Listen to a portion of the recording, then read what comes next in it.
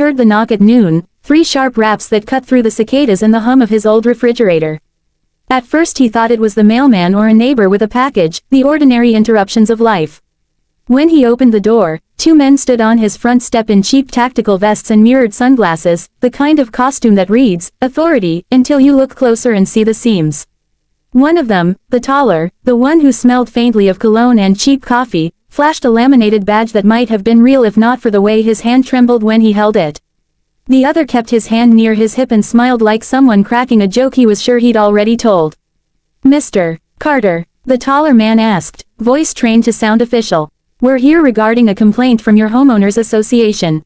We need to secure any firearms on the property for the safety of the community." Carter's jaw went tight. His son had once called him, Mr. Calm. Old habits. He kept his palms flat against the front door, feeling the grain of the wood through the paint. The men looked like the kind of people who'd been online too long, who watched tactical videos and thought cheap imitation gear made them fearsome. But appearances were recipes for misjudgment, and Carter had learned that too, especially after a lifetime of being underestimated. "I know my neighbors," he said. "And I know my rights." "You work for the HOA." "We're enforcement," the man said, evasive. "We were contracted." Carter smiled, slow and dry. "HOA don't got SWAT. They got a clipboard and a rulebook. If you're law enforcement, show me a badge with a number. If you're contractors, you leave." The man's smile thinned. "We have authority to." "To what?" Carter cut in. "Take my property. Enter my house. Those are police powers." A third knock sounded, less formal, and the voice this time was a woman who sounded breathless, like she'd ran across the cul-de-sac to gossip. Carter's neighbor, Marlene, poked her head between her hedges, her hair piled up in a towel. She'd always been nosy, the kind of neighbor who knew every lawn mower's name and every child's birthday, and she loved conflict like others loved soap operas. "Oh good, they're here," she cried. "You boys doing an inspection? There's been so much trouble lately." "Inspection," one of the faux enforcers repeated, incredulous. He shifted his weight as if to step up the pressure. Carter felt the absurdity of it all. A mulish HOA, emboldened civilians playing at policing, and the lazy choreography of people who assumed they could browbeat him because of the color of his skin. He felt, too, the old, familiar coil of anger. Not the hot, dangerous kind that ruins lives, but a colder, iron resolve that had kept him walking straight in rooms where others tried to make him small. "No inspection," he said. "I have nothing to hide." One of them swaggered forward, the motion practiced and fake. "We have a report that you own an illegal firearm," he said, as if reading lines from a poorly written script. "For the safety of the neighborhood, we need to remove any weapons." Marlene, keen for drama, leaned closer. "They're protecting the cul-de-sac, Carl. You should be glad." The man who'd said his name, Carl, nodded like a dog who'd been given a treat. "We can't have guns lying around. Too dangerous." Carter could have laughed. Instead he told them the truth, plain and precise. "You don't have the right to seize my property. If you force entry, you're trespassing. If you pretend to be police, that's a felony. Call the county sheriff if you want to go down that road." The taller man's face flushed. "You talk big," he said. "You think you're special." It was the last thing he said before. Carter's world narrowed. He didn't move fast in the way an action movie would show. He moved with the thoroughness of a man who knew how to protect what was his.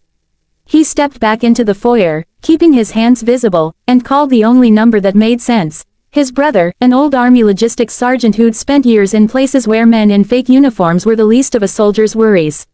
He didn't need the man to come and fight the battle, he needed the presence, the deterrent of someone who wouldn't be intimidated by a costume. He told his brother, in a voice that sounded calm even to him, what was happening. The sergeant asked a few clarifying questions, then said, "Lock the doors. Don't let them in. Let them talk. I'll be there." There was no swagger in the voice, only a procedural certainty that suggested plans and contingencies already forming like clouds. On the front step, the faux enforcers tried a different tack. "See, we can do this the easy way," Carl said. "Hand over the firearms, and we'll leave." Carter looked at them, at the ridiculousness of their bravado, and he saw other things too. The HOA president's Pontiac idling across the street, the maintenance crew gossiping at the community pool, the barbed undercurrent of a neighborhood that thought it could enforce its own brand of order. He thought about the young black men in the neighborhood who had been stopped for walking too fast, about the woman who'd been fined for painting her door a disagreeable color. Each small indignity stacked into a wall of cumulative offense. He opened the door again and called out, "You can go. Or you can wait for the sheriff." That was the moment the man named Carl made the mistake of reaching into his vest. He wanted to look threatening, to pull out a notepad or a fake radio, but his hand slid to something that made even his partner flinch, a handheld transceiver, cheap and blinking. A toy for pretending to be real. Carter's brother, when he came up behind him, didn't see the toy and didn't need to. He only saw men who made false claims and threatened a family's safety. His brother moved in the silence between words. He was a physical presence, not for spectacle but for stability. He did not shout, he did not touch, he simply lowered his chin and looked at the men like a judge looks at someone who's been caught in a lie, with a patience that could split stone. "You fellas lost?" he asked, voice even, no drama. "This a community watch or cosplay?" The taller man stammered, "We're contracted. Law enforcement. We have. Show me written authority," Carter's brother said. Now, their facade crumpled like parchment. They fumbled. One produced a folded envelope with a logo that blurred into the shape of bureaucracy but lacked any names, dates, or signatures. Paper without a stamp. Men with a role but no authority. Around them, the neighborhood watched. The maintenance guys slowed their weed whackers. Marlene clutched her towel like a flag. A small crowd gathered, not out of bravery but curiosity. Carter felt the tide shifting and knew that a crowd could be a veil, sometimes protective, sometimes dangerous. Today, it provided witnesses. Carl tried to salvage the situation with a laugh that went thin. "Look, just hand over." "No," Carter's brother interrupted.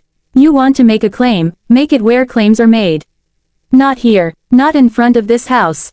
Either you call someone real or you walk." They left, not in a run but in a retreat that carried the sting of humiliation. They walked from the porch like cowards in costume, their shoulders hunched against the judgment of eyes that could see past a vest and a badge. As their taillights disappeared down the cul-de-sac, Carter felt a tremor of relief and a knot of anger that wouldn't dissolve with their dust. Inside, he locked the doors and checked the house the way a captain checks the hull of his ship. It was not because he trusted the men's threats, most of them were bluster, but because the world contained stupid people with dangerous fantasies, and the instinct to be prepared was not wrong. He put his hands where he always did when the world tried to define him. On the photo of his late mother, on the mail with the HOA's latest fine, on the keys to his pickup. He lit a cigarette and didn't finish it. Cigarettes had been his comfort and his sin, now they were just a ritual to punctuate the chaos. He'd slept with a gun in the house before. Decades of being ready had taught him that prudence doesn't care about appearances, but the thought of them seizing his property, or pretending to, made his blood run cold. Not because of the firearms themselves, but because the seizure was a symbol. The attempt to strip a man of his dignity by taking what he owned, by telling him his rights were negotiable. Word of the incident spread through the neighborhood like wind through dry grass.